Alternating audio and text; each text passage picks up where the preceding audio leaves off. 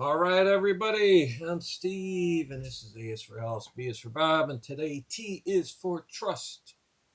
The art, not the artist. Because you know what? I made a mistake here. I trusted the artist. So that's why I bought all five of these albums without ever hearing them. And that's my fault. That's on me. But you know what? I decided I'm going to start up a new series here. And basically, what it is, I am giving five albums a second chance at love. So let's start off first with the great showman, great frontman, Mr. Peter Wolf of the J. Giles Band. This is album Sleepless. This came out in 2002. Now, excuse me, he has Mick Jagger and Keith Richards on this album. He has Steve Earle on this album. And there's one other person of note, can't remember who it is, but anyway, I think Magic Dick from Jay Giles Band is on here. So his old bandmate. One thing I'll say about the album that's great is I love that little piece of art there. Made a little bed and puppet kind of like figurine of him. That's pretty cool. Some of his solo albums are great. When I got this one, I know I did not like it right off the bat, and I went years without hearing it. And also, you know what? I think when an artist remakes some of their own songs, you know that the album is probably in trouble because they're searching, scratching, clawing for material.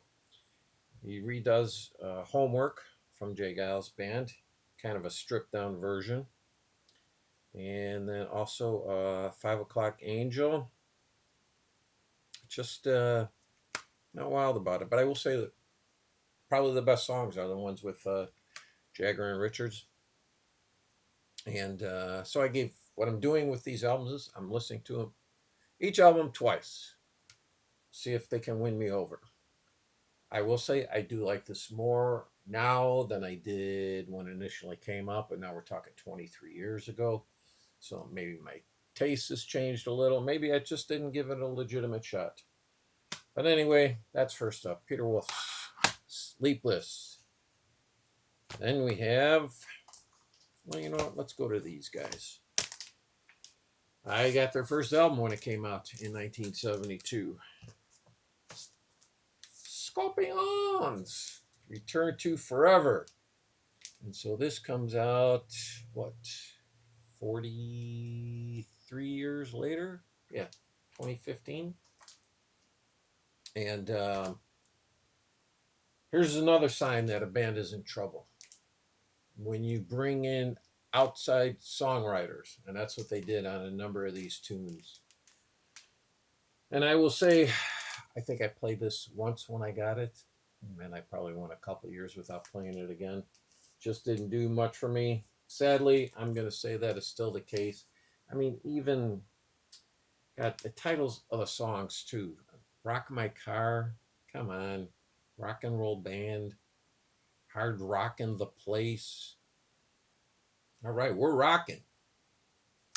By the titles, and not by the music. I would say this, if I were to do an album ranking of Scorpions albums, this would certainly be in the bottom 5.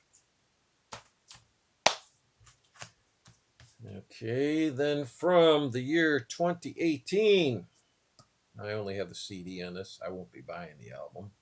That is Simple Minds, Walk Between Worlds.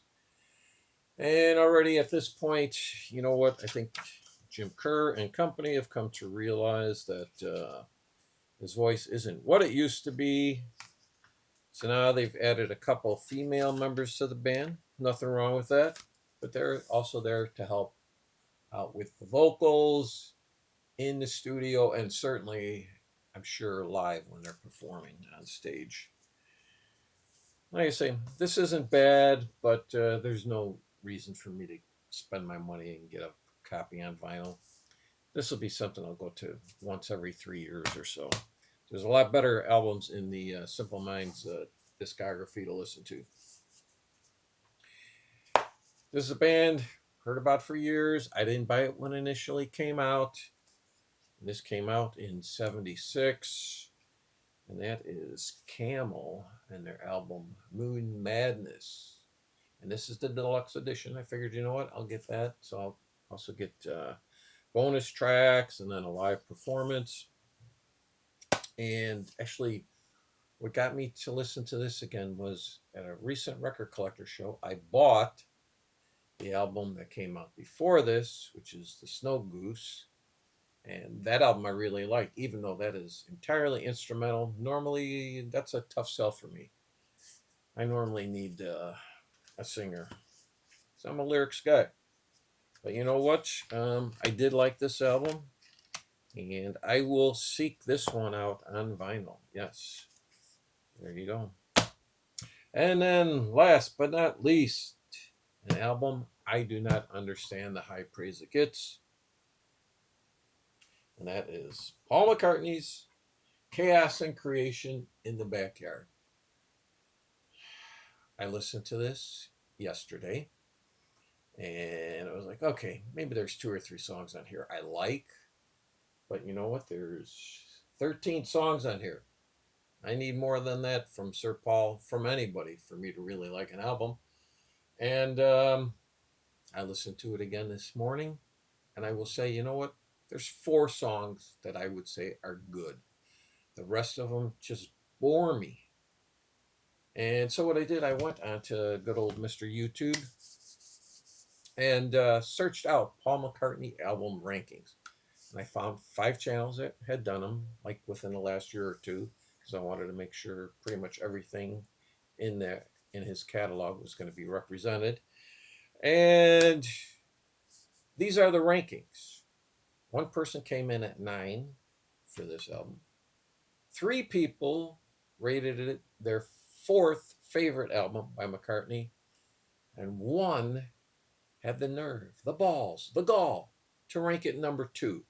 Okay, so you're going to put this ahead of Band on the Run and Ram and Flaming Pie and Venus and Mars, and I'm going to say even Red Rose Speedway. I don't get it. I do not understand the attraction to this album. It'll be many, many years before I listen to this again.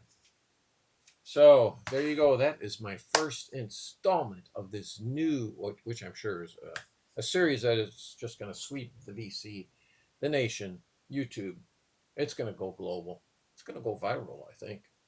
So everybody, thank you. I will be doing 5 more of these next week and every week until the end of time. Thank you.